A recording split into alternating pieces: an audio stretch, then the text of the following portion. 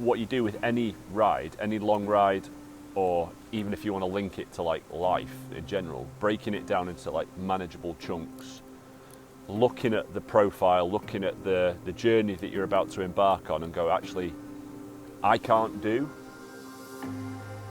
160, 170 miles in a day. That is like scary. That's like cycling from my house to London in a day. But actually what I can do is I can ride for an hour or so and then I can stop, have a coffee, and then I can ride for another 15 miles. And if you do that, then you actually get quite a long way in a very short period of time.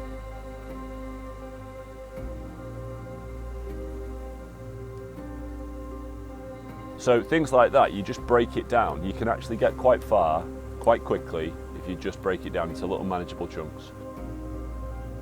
And I think not only like cycling wise, but you can do that for a lot of stuff in life. If you just kind of break down the little stuff that you do and go, actually, no, I might find that the big journey, where I want to get to in life is going to be quite tough. But actually, if I just break it down, what I can do is I can engage with this day, I can engage with this activity, and that's getting me towards my destination. So if you're talking about it in terms of life stuff, if you're in a position where you're single and you've been single for a while, and then you're thinking about it and you're seeing people getting married and having kids and stuff like that and having families, the journey from here to here can actually, if you're not careful, can appear unattainable or unachievable. But what you can do is, you know what I can do is I can engage with this activity. I can socialise with this group of people. I can do this, I can do this, I can do this.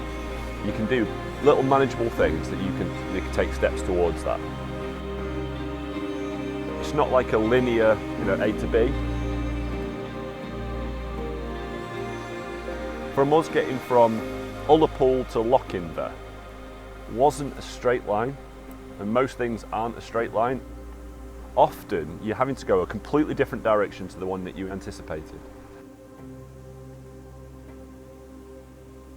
We were journeying together as a group, but yet there was a point yesterday where I went left and you went straight on.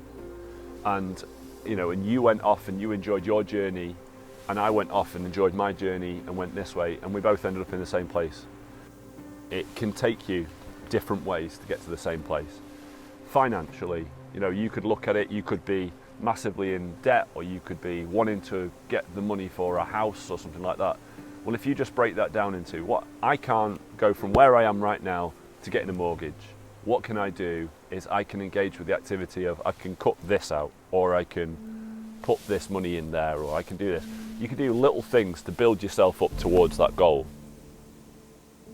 And that's what I love.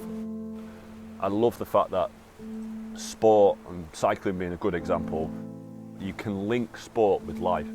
I've seen young people or older people being incredibly confident on a football pitch or on a tennis court or a basketball court or any sort of sporting area and show incredible leadership, but then they crumble in a job interview or they crumble in a different setting. And if you just stop for a second and think, actually, if I can do it there, I can do it there. And that's what you've got to do, is just sometimes just pause. Like yesterday, I barely went on my phone at all. I just wanted to cycle and I wanted to appreciate some of the scenery.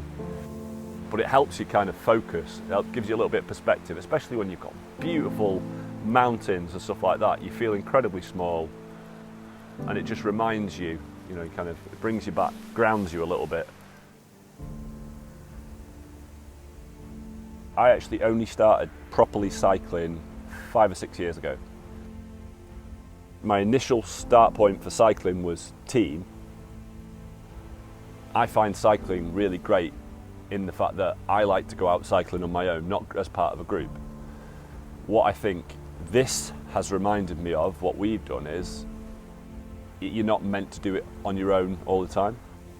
I could have done some of those rides and stuff like that, but actually it was good to cycle, experience, and then come back to you guys, and we all had our shared experiences of what we liked and what we didn't like and stuff like that.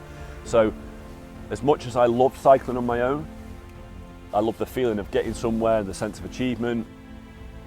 It's important to make sure, and if you're talking about life stuff as well, not just cycling, it's important to make sure that you're not doing everything on your own. I personally am quite comfortable in my own company, so therefore I could quite happily spend weeks and weeks and weeks on my own cycling or doing this, that, and the other, and not engage with other friends, other humans and stuff like that. I would be relatively okay, but it wouldn't be healthy for me. So I think that's why this trip's been so good, is the fact that it's had everything I kind of looked for. Experiences, adventure, achievement, but also massively important, whether we accept it or not, and I fight this battle all the time, community. If people are experiencing a difficult time, yes, you need manageable chunks, manageable goals. Yes, you need to set yourself targets to kind of work towards. If you do that, you are more likely to experience and kind of do more than you thought possible. The big thing to remember is make sure you bring other people along for the ride. You need that at some point, even if you're a confident introvert, even if you're somebody who's quite happy in isolation, you need people to experience it with you.